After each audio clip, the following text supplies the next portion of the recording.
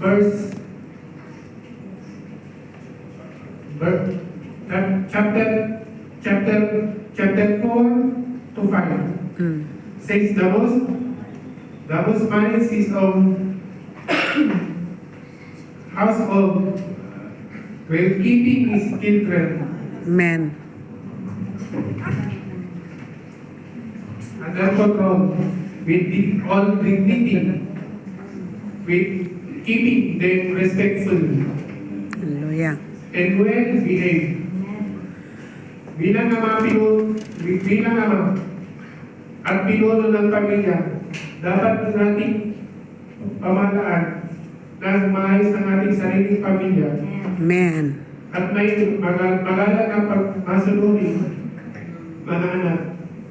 Hallelujah. Pinapakita nito ang ating kakayahang pamunuan ang ating tahanan. Apollo's authority characters several roles.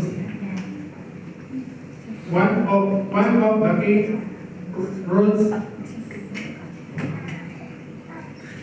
are the 6 P's fatherhood. The 6 P's fatherhood. Ang pagiging isang ama, maraming aspekto tungkulin ng nangangailangan. Kakaibang timpla ng mga katangian ng responsibilidad ng ating pangunahing pagiging ama. Amen. Isa ng paguna, praise pare, spiritual na pinuno at gabay, nagtuturo sa mga bata tungkol sa pagmamahal ng prinsipyo ng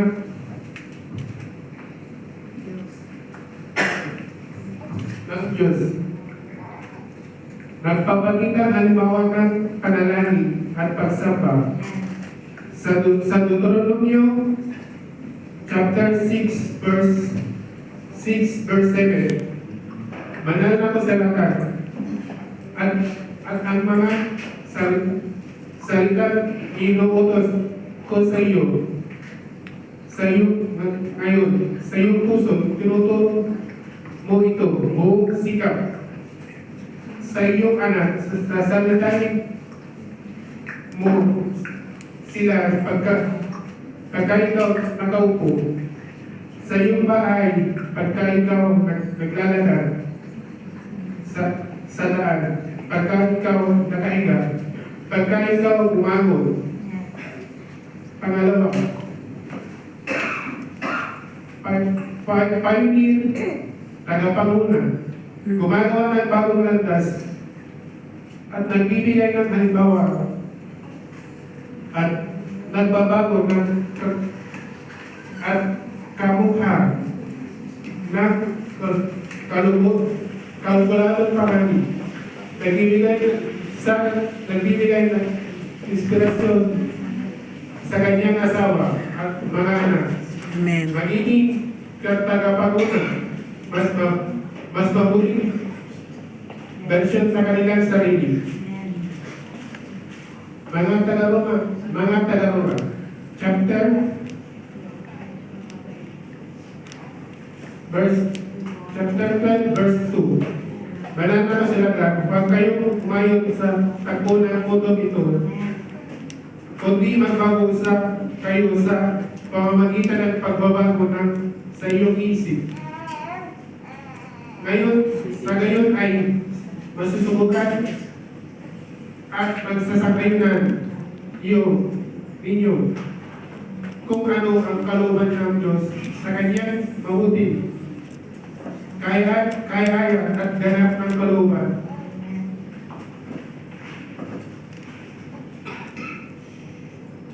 Pangatlo, aling pila, nagbibigay ng karapatan at lakas para sa pamilya. Nagpapakita ng halimbawa ng integridad, karakter. At sama-sama ang pamilya sa kabila ng mga hamon. Amen. Sa Kawikaan, chapter 7, Kawikahan, chapter 20, verse 7. Banal na kasulatan at ang patuwid ng tao lumalakad sa kanyang integridad, sa kanyang mga anak, pinagpala pagkatapos niya, pang-apat, tagapaghanap ng landas, pathfinder, ginagabayan kanyang asawa at mga anak sa kanilang paglalakbay sa buhay. Nagbibigay ng direksyon at karunungan. Tinutulungan sila magkakda at magiging mga layunin. Banal na kasilatan. Magtitiwala ka, gawin ka. Chapter 3 verse 5 to 6. Banal na kasulatan, magtiwala ka sa Panginoon ng buong puso mo. Huwag kang magaling sa iyong sariling kaunawaan sa lahat ng iyong mga lakad. Kalalayan mo siya at ang matuwid.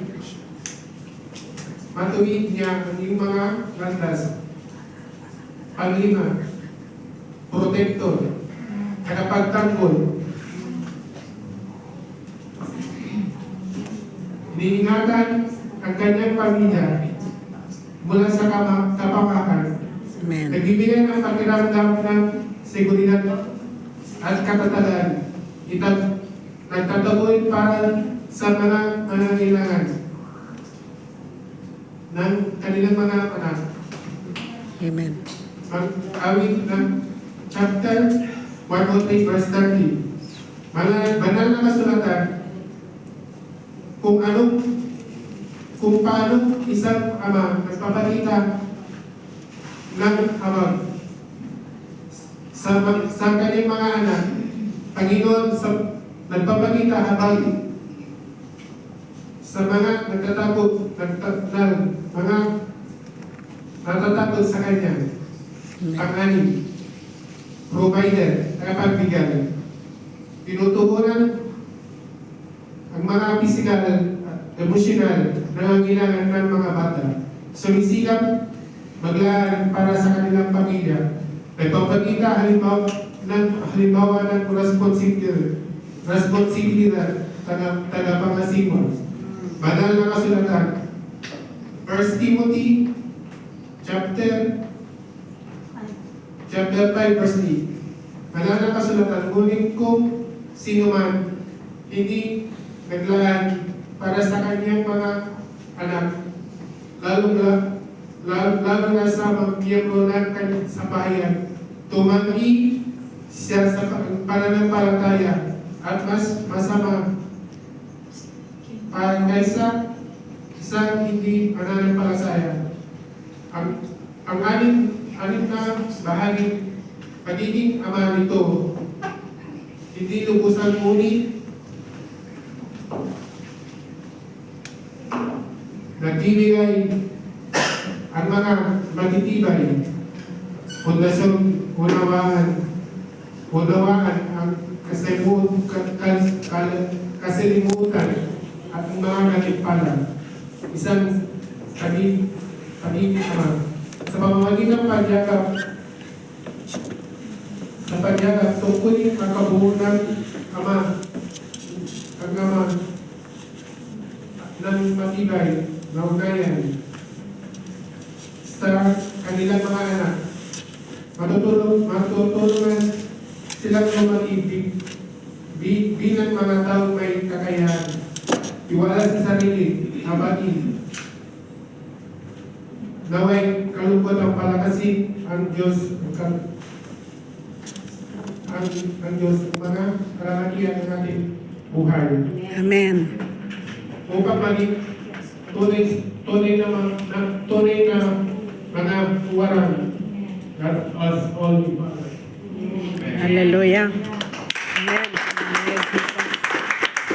Thank you, Jesus, Lord.